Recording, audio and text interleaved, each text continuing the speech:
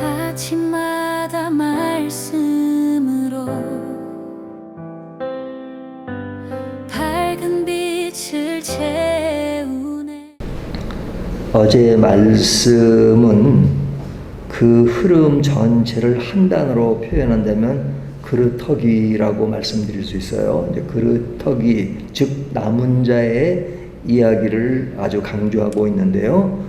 오늘은 전 그 이야기를 이어서 그 남은 자를 통해서 이루어지는 그 일을 아주 구체적으로 이야기합니다. 근데 구체적으로 이야기되는 그것을 그냥 한 단어로 이야기하면 싹입니다. 싹입니다. 싹. 그러니까 그 그릇터기에서 한 싹이 나온다 하는 겁니다. 이 싹이란 말은 굉장히 중요한 또 용어기도 하죠. 그래서 옛날 성경 번역에는 순이라고 번역이 됐습니다. 순이 나온다. 그래서 CCC 같은 경우는 전 순장제도라는 게 있잖아요. 이제 그 단어를 따서 순이 있고 각 그룹을 순이라고 하고 그 대표를 순장이라고 합니다. 근데 그 아이디어가 지금 이사야 11장에서 나온 것이죠.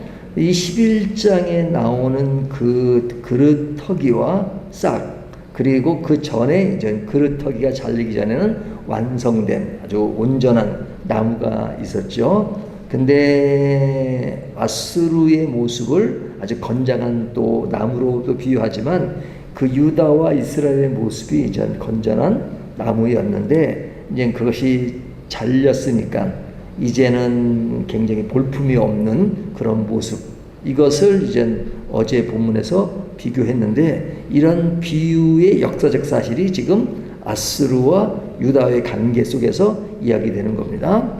그래서 이 남은 자라는 것은 그 세상을 살아가는 그 유다 백성들에게 이제 주어진 환경이 굉장히 어렵지만 그런 가운데서도 희망이 남아있다 하는 그런 주제를 다루고 있고, 그런 가운데서 이제 오늘 본문은 그런 가운데 그 남은 그 그릇터기에서 좀 뭐가 지금 딱 이렇게 그 생명력을 드러내는 그 이야기를 하는 겁니다.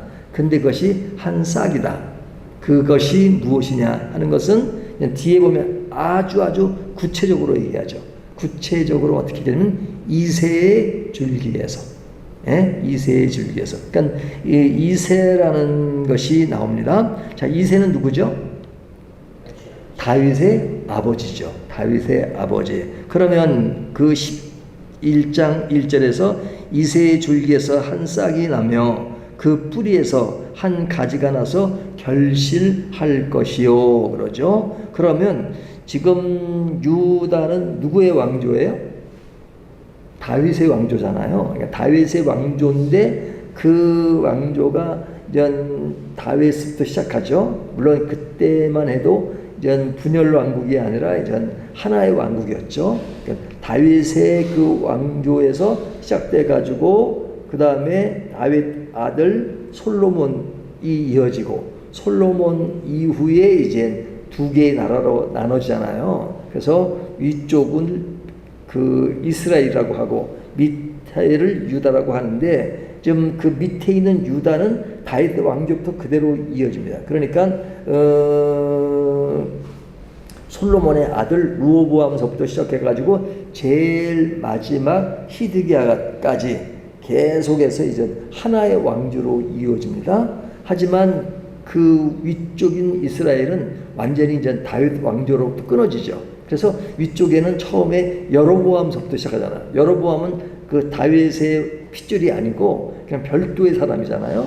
그래서 이 북이스라엘은 여로보암서부터 시작해가지고 쭉 내려와 마지막은 하박국까지,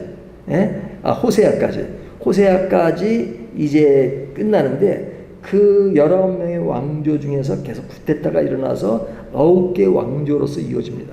그러니까 위쪽은 완전 다윗의 혈통이랑 관계없고 밑에 유다 백성으로 이루어지는데 그 이루어지는 것이 결국은 바벨론에게 망하고 말죠.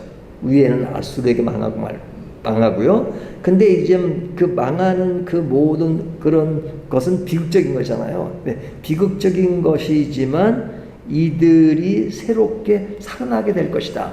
그래서 그루터기와 싹에 대한 이야기를 하는 겁니다.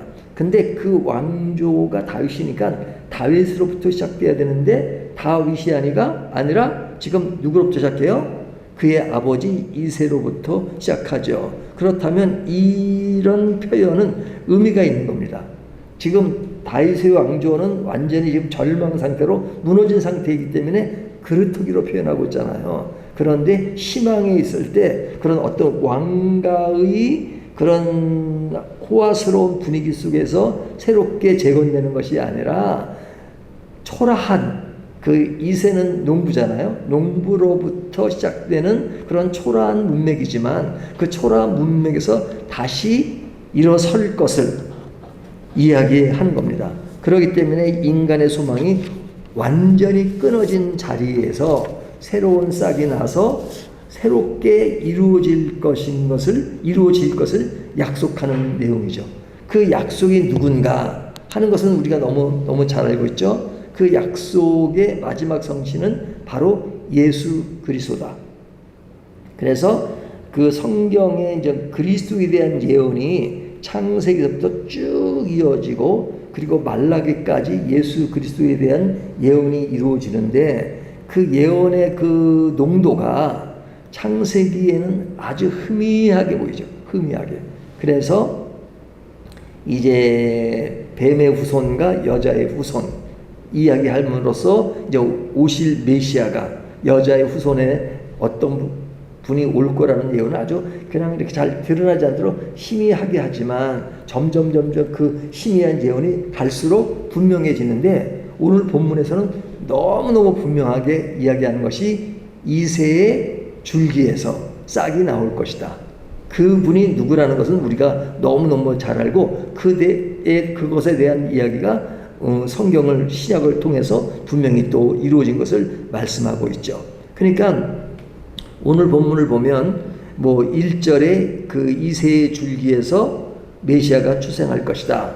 그래서 마태복음과 또 사복음서에 보면 이새의 뿌리에서 예수님이 오신 마국간에서 로 태어나신 예수님의 이야기를 하고 있고 그러면서 아주 구체적으로 2절에 보면 그의 위에 여호와의 영 지혜와 총명의 영이요 모략과 재능의 영이요 지식과 여호와를 경외하는 영이 강림하시리니 여기 오면 성령의 6가지 임재를 지혜, 총명, 모략, 능력, 지식, 여호와 경외의 영이 메시아에게 완벽하게 일어나며 충만할 것이다 라는 이야기를 하잖아요. 자, 이런 그리스도가 마태복음에 오면 세례를 받으시고 세례를 받으실 때 하늘로부터 음성이 내려오는 그런 이야기를 통해서 성령을 통해서 하나님의 아들이라는 것을 분명히 선포하는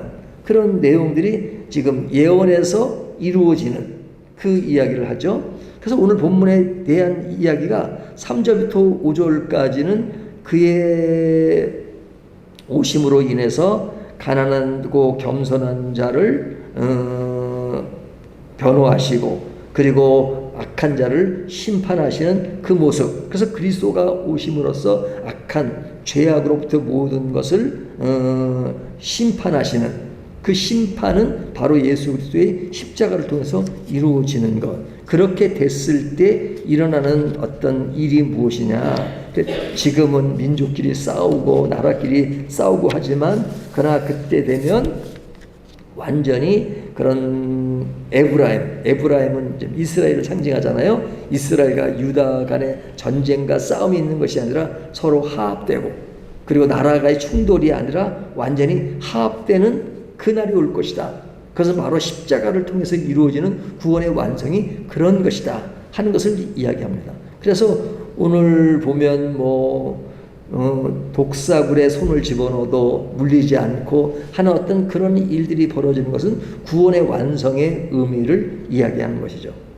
그래서 그 회복의 대로가 11절부터 16절까지를 보면 그런 장애물이 있었던 것이지만 바다가 모든 것을 덮음같이 덮음 위에서 하나님의 영이 덮음으로 인해서 이루어지는 새로운 나라의 의미들을 지금 쭉 이야기합니다.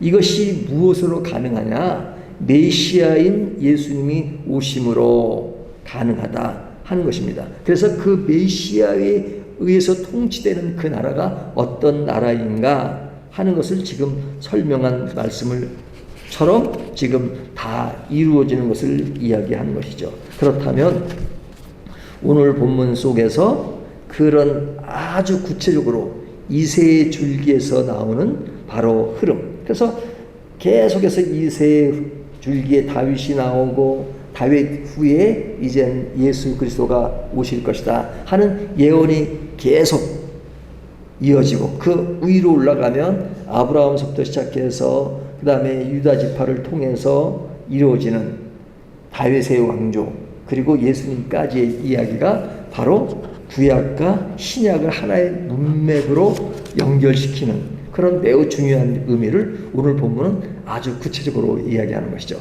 그래서 그렇게 이루어지는 영적 의미들을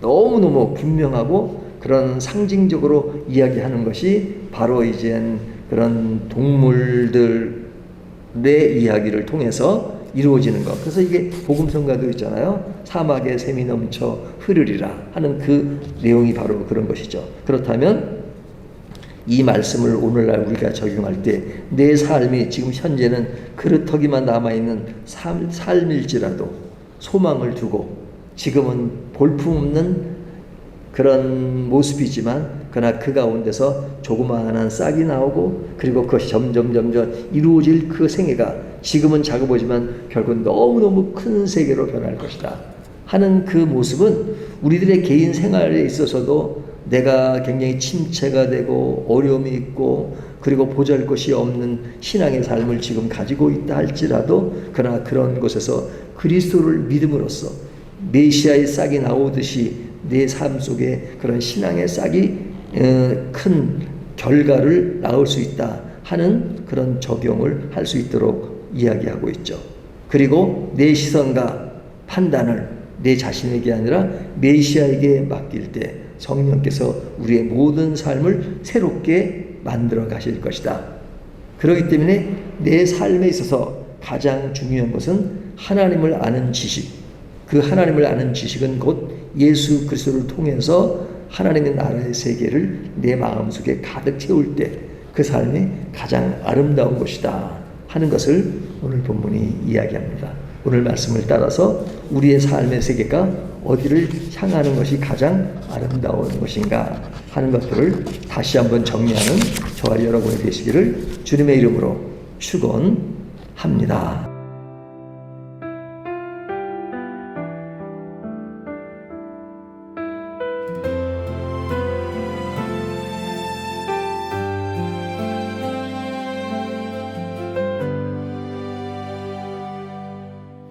아침마다 말씀으로